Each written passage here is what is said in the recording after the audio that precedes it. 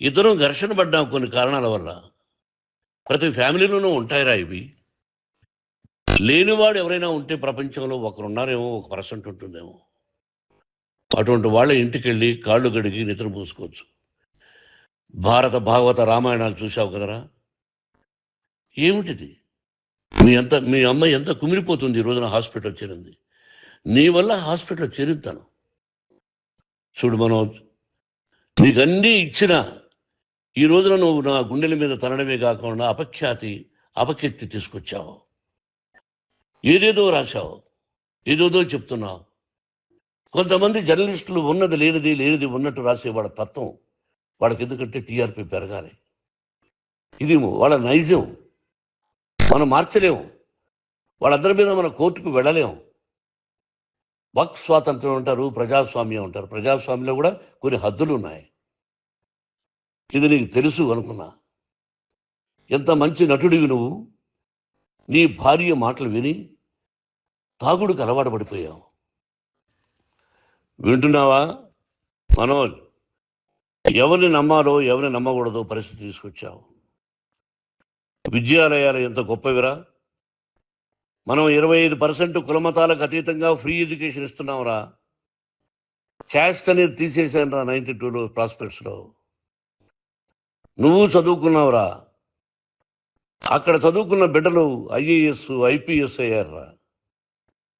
ఎంతోమంది గొప్పవాళ్ళు అయ్యారురా. నువ్వు నటుడుగా ఎంతో గొప్పవాడివి. తాగుడికి అలవాడబడి నువ్వు నీ భార్య ఇంట్లో బిహేవ్ చేస్తున్న విధానం ఆ భగవంతుడు సర్వేశ్వరుడు తెలుసు. భగవంతుడు చూస్తున్నాడు రా. నేను తప్పు చేసినా, నువ్వు తప్పు చేసినా, ఎవరు తప్పు చేసినా. ఎంత అవకాశం ఇచ్చావు మాట్లాడుకునేదానికి అందరికీ. ఇన్ని సంవత్సరాల్లో మన విద్యాలయాల్లో ఒక్క తల్లి కానీ ఒక తండ్రి కానీ ఏమైనా చెప్పారా? ఆ బిడ్డలు మన బిడ్డలు రా. మీరెంతో నాకు అక్కడ ఉన్నవాడు కూడా నా కూతుర్లు, నా కుమారులు. ఎంతమందికి ఫ్రీ ఎడ్యుకేషన్ ఇస్తున్నావు. వాడి దగ్గర ఏది ఆశించరా. నువ్వు ఎందుకు ఇలా తయారైపోయావు? ఎందుకు ఇంట్లో ఉండే పని వాళ్ళందరినీ కొడుతున్నావు? పనివాడు వాడు పని చేసుకునేదానికి మన ఇంటికి వచ్చాడు రా. ఆ పనివాడిని కొట్టడం చాలా మహాపాపంరా. నేను వేరురా. నేను దండించడం వేరురా. నేను ఎవరిని ఆ చిన్న వాళ్ళని కొట్టి ఇచ్చేసి చేయలేదురా. సినిమా ఇండస్ట్రీలో మోహన్ బాబు కొడతాడు తిడతాడు అంటే అది షూటింగ్లో జరిగి ఉండొచ్చేమో. కానీ ఇంట్లో ఉండి 10 సంవత్సరాల నుంచి 20 సంవత్సరాల నుంచి పనివాళ్ళు ఉన్నారు. నేను ఇంట్లో లేని సమయంలో వాళ్ళందరినీ కొట్టి వాళ్ళ ఫోన్ లాక్కొని ఒకడైతే చచ్చిపోవాలి, వాడు పోలీస్ కంప్లైంట్ ఇచ్చి ఉండొచ్చు. నేను వద్దు అని వాడిని బతిమాలాడు పోలీస్ కంప్లైంట్ కూడా ఇవ్వలా. ఇంకైనా నువ్వు నీ భార్య మారి బయట ఉండండి రా అన్నాను నేను. లేదు డాడీ తప్పు చేయలేని ఒకసారి వచ్చావు, మళ్ళీ తప్పు చేశావు, మళ్ళీ వెళ్ళావు, మళ్ళీ ఈసారి తప్పు చేయనన్నావు. ఏమండి వీడు తప్పు చేయడం అని మీ అమ్మ చెప్పింది. ఇంట్లో పెట్టుకున్నా. మళ్ళీ నువ్వు చేస్తున్నది, ప్రతిరోజు నువ్వు తాగుతున్న విధానం నీకే తెలుసు. ఇది ప్రజలు నమ్ముతారా లేదా అనవసరం నాకు. నేను నీకు చెప్తున్నా, ఇంతటితో పులి స్టాప్ పెట్టాలి. 3 రోజుల నుంచి రకరకాలుగా రాస్తున్నప్పుడు నా మనసు ఆవేదనతో ఉంది. మళ్ళీ చెప్తున్నా, Mohan Babu university is greater than temples. Greater than temples. బిడ్డలను కాలేజీలో చేర్చుకునే ముందు చెప్తారు, అన్నయ్య ఎంత ఉంది యూనివర్సిటీ రూల్స్, ఇది మా పద్ధతి, మీకు ఇష్టమైతే చేర్చండి. గవర్నమెంట్ బిడ్డలను గవర్నమెంట్ ఏమిస్తుందో ఇంత పర్సంటేజీ వాళ్ళకు కూడా మీ దగ్గర ఎందుకు డబ్బు తీసుకుంటున్నాం అంటే దానికి అర్థం పరమార్థం చెప్పాము. దొంగతనంగా తీసుకోలేదు. ప్రతి దానికి చెక్కులు ఉన్నాయి, అది అకౌంట్ ఉంది. దానిలో తప్పులు జరిగితే డిపార్ట్మెంట్ ఉంది. కాలేజీలో ఇంకేమైనా తప్పు జరిగితే గవర్నమెంట్ ఉంది. ఇవన్నీ నీకు తెలుసు. ఈ రోజున ప్రపంచంలో నేను నెంబర్ 1గా చేయాలని మీ అన్న కష్టపడి ఇతర దేశాల్లో నెంబర్ 1 యూనివర్సిటీ టైఅప్ చేశాడు. ఈ రోజు నువ్వు చేసిన విధానం ఏమిటి? నువ్వే ఒకప్పుడు నాకు ఇవి ఏమొద్దు నేను యాక్టింగ్ అన్నావు. ఈ రోజున ఏం చేస్తున్నావు? విద్యాలయాలు మీద పడ్డావు. తల్లిదండ్రులు చాలా గొప్పవాళ్ళు రా. కొంతమందికి డబ్బు కట్టలేకపోవచ్చు, కట్టని వాళ్ళకు కొంత సహాయం చేసావు. అంతా సహాయం చేయలేము. బ్యాంకుల్లో డబ్బు కట్టాలి, లెక్చరర్స్కి డబ్బులు ఇవ్వాలి, యూనివర్సిటీ బ్రహ్మాండంగా నడపాలంటే మంచి లెక్చరర్స్ కావాలి. ఇవన్నీ తెలిసి చేస్తున్నావురా 32-33 సంవత్సరాల నుంచి. అది పక్కన పెడితే అందరినీ కొట్టడానికి వస్తావు, మీ అన్నం తిడతావు. ఒక వ్యక్తి వినయ్ గారనే ఆయన వ్యక్తి హెల్ప్ చేయడానికి వస్తే ఆ వినయ్ ఎవరు లజ్జాగుడికి చంపేస్తాను వాడు అన్నావు. ఇవన్నీ ఎంత తప్పురా? అంటే మీ నాన్నగారికి ఎవరు సహాయం చేయడానికి వస్తే వాళ్ళందరినీ లజ్జాగుడుకులు అంటావు, చంపేస్తానంటావు. మీ అన్నను చంపేస్తానన్నావు. చంపరా చూద్దాం మీ అన్న నేనే అన్నా. తాకరా నీ ధైర్యం ఉంటే అన్నా.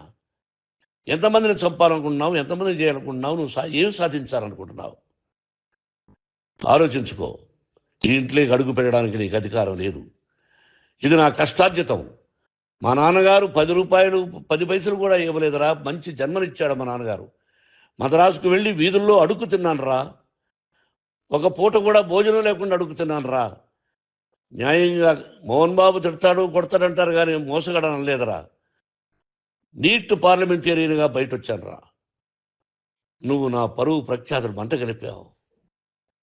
ఏమిటి నేను చేసిన అన్యాయం? నీకు జన్మనిచ్చాను, అదా నేను చేసిన పాపం. అందుకే ఇది నా ఇల్లు అన్నావు. నువ్వు నీ ఇల్లు కాదు. నీ కష్టార్జితంతో నువ్వు సంపాదించుకున్న ఇల్లు నీది. ఇది నా డబ్బు, నా కష్టార్జితం. నా కష్టార్జితంలో నేను పిలిస్తేనే మీరు ఇంట్లోకి రావాలి. అటువంటిది పోగొట్టుకున్నావు నువ్వు. ఆస్తులు అంటావా? ముగ్గురికి సమానంగా రాయాలా లేదా అది నా ఇష్టం. ఆస్తులు ఇస్తానా, లేకపోతే గంగపాలు చేస్తానా, లేకపోతే ఎవరికైనా దానధర్మాలు చేస్తానా, అది నాకు సంబంధించిందిరా. నా కష్టార్జితం రా. మీరు చేస్తున్న విధానం గుణగణాలు కావాలరా. మందు తాగచ్చురా. ఎంత తాగాలి? నేను కూడా 1 or 2 పెగ్స్ తీసుకుంటా. ఇది తప్పు కాదు, జనానికి తెలియాలి. నా డబ్బు ఇది. ఏ తాగి ఎవరిని కొట్లా, తాగి నేను తింటున్నా. అది ప్రజలకు అక్కర్లా. నేను తప్పు చేస్తేనే ప్రజలకు కావాలా. ఇవన్నీ ఉన్నాయిరా. ఇవన్నీ తెలుసుకో. జర్నలిస్ట్ సోదరులారా, మీకు నా గతాన్ని తెలుసు, నా భవిష్యత్తు, నేను ఎక్కడి నుంచి వచ్చాను కూడా మీకు తెలుసు. ఈ రోజున మీరు రాస్తున్న విధానం, నా బిడ్డ నన్ను కొట్టాడన్నారు. ఎంత తప్పు! ఈ రోజున నా బిడ్డ మీద కోపంతో అవును చెప్పచ్చు కాదు. వాడు నా మీద చెయ్యెత్తలేదు. నేను ఘర్షణ పడ్డాం. ఘర్షణ వేరు, కొట్టుకోవడం వేరు. గాయాలతో హాస్పిటల్కి వచ్చి కుంటుకుంటుగా నడిచాడు. మళ్ళీ ఏమని పోలీస్ స్టేషన్కి వెళ్ళి చెప్పాడు. ఎవరో 2 ఉన్నారు, వాళ్ళిద్దరూ నా మీద దాడి చేశారన్నాడు. నా ఇంట్లో పనిచేస్తున్న వ్యక్తుల గురించి పోలీస్ స్టేషన్కి వెళ్ళి చెప్పవలసిన అవసరం అతనికి లేదు, హక్కు లేదు. పోలీస్ డిపార్ట్మెంట్ కూడా తెలుసుకోవాల్సిన విషయం. నా ఇంట్లో ఉండే వర్కర్స్ మీద నేను కంప్లైంట్ ఇవ్వాలి. నువ్వు పర్మిషన్ లేకుండా నా ఇంట్లోకి నువ్వు చొరబడి ఇల్లు నాదంటూ ఇంట్లో పనిచేస్తున్న వర్కర్స్ మీద కంప్లైంట్ ఇచ్చావు. అది ఎంతవరకు పోలీసు న్యాయమో రూల్సో చూద్దాం. పోలీస్ డిపార్ట్మెంట్ ఇంటికి వచ్చింది. వాళ్ళకి రాశాను ఉత్తరం, అయ్యా నేను సీనియర్ సిటిజన్ని, నాకు రక్షణ లేకుండా ఉంది, నా బిడ్డ వల్ల నా ఇంట్లో నుంచి నా బిడ్డను పంపించేసి ఇది నా ఇల్లని. వాళ్ళు నాకు సమాధానం ఇవ్వలేదు. ఇవ్వకపోగా ఎవరిని పట్టించుకోలేదు.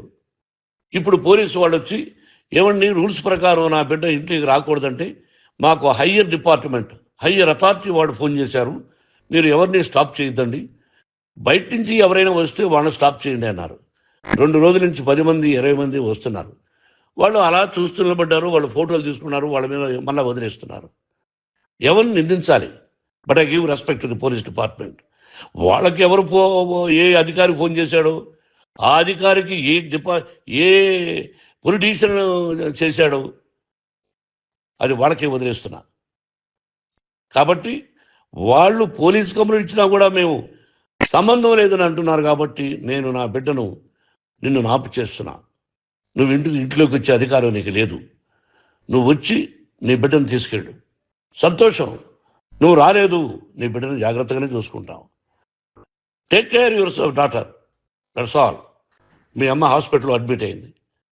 రేపో ఎల్లుండో మీ అమ్మను పిలిపించి బాగైన తర్వాత ఇదిగో నువ్వు నీ కొడుకు బిడ్డను తీసుకెళ్ళి వాడికి అప్పచెప్పని చెప్తాను పోలీసు వాళ్ళ ఆధ్వర్యంలో. ఇది 100% జర్నలిస్టు సోదరులారా, పులి స్టాప్ పెట్టండి. మీకు కుటుంబాలు ఉన్నాయి, మీ యజమానులకు కుటుంబాలు ఉన్నాయి. మీ కుటుంబాల విషయాలు, మీ యజమానుల కుటుంబాల విషయాలు మేము ఎవరు జోక్యం చేసుకోరా. మేము నటీనటులం. మాది తప్పుంటే నటుడుగా నన్ను ఫెయిల్యూర్ అని రాయండి, నా నటన బాగలేకపోతే రాయండి. బట్ ఇంటి లోపల సందులో నుంచి చూస్తూ తప్పు చేస్తున్నామని ఉన్నది లేనిది ఉన్నట్టు రాయకండి. మీకు నా హృదయపూర్వక నమస్కారాలు. ఇన్ని రోజులు హృదయపూర్వకంగా ఎంకరేజ్మెంట్ చేశారు. ఆ ఎంకరేజ్మెంట్కు నమస్కారం చేసుకుంటూ I love you all. I love you police department. మీరు న్యాయంగా ధర్మంగా నడుచుకోండి. ఎవరికి తొత్తుల్లా. మనోజ్, నువ్వు నా బిడ్డవి. లక్ష్మీ ప్రసన్న, విష్ణువర్ధన్ బాబు, మనోజ్ కుమార్. నిన్ను ఎలా పెంచానురా నేను? అందరికంటే నిన్నే గారాభంగా పెంచానురా. నీకే ఎక్కువ ఖర్చు పెట్టి చదివించాలని ప్రయత్నం చేశానురా. నువ్వు ఏది అడిగినా నేను నీకు ఇచ్చానురా. కానీ ఈ రోజున నువ్వు చేస్తున్న పని బిడ్డల గుండెల మీద తంతారంటారే, అలా తన్నేవరా. మనసు ఆవేదనతో కింగిపోతుందిరా. నేను మీ అమ్మ ఏడ్చుకుంటున్నావురా. జర్నలిజం ఉన్నది లేనిది ఉన్నట్టు రాస్తున్నారా. నువ్వు నన్ను కొట్టడం ఏంట్రా? నా బిడ్డ నన్ను తాకలా. ఇద్దరం ఘర్షణ పడ్డాం కొన్ని కారణాల వల్ల. ప్రతి ఫ్యామిలీలోనూ ఉంటాయిరా ఇవి. లేనివాడు ఎవరైనా ఉంటే ప్రపంచంలో ఒకరున్నారేమో, 1% ఉంటుందేమో. అటువంటి వాళ్ళ ఇంటికి వెళ్ళి కాళ్ళు గడిగి నిద్ర పూసుకోవచ్చు. భారత భాగవత రామాయణాలు చూశావు కదరా. ఏమిటిది? మీ అమ్మాయి ఎంత కుమిలిపోతుంది ఈ రోజున హాస్పిటల్ చేరింది. నీ వల్ల హాస్పిటల్ చేరుతాను. చూడు మనోజ్, నీకన్నీ ఇచ్చిన ఈ రోజున నువ్వు నా గుండెల మీద తనడమే కాకుండా అపకీర్తి తీసుకొచ్చావు. ఏదేదో రాశావు, ఏదేదో చెప్తున్నావు. కొంతమంది జర్నలిస్టులు ఉన్నది లేనిది ఉన్నట్టు రాశారు.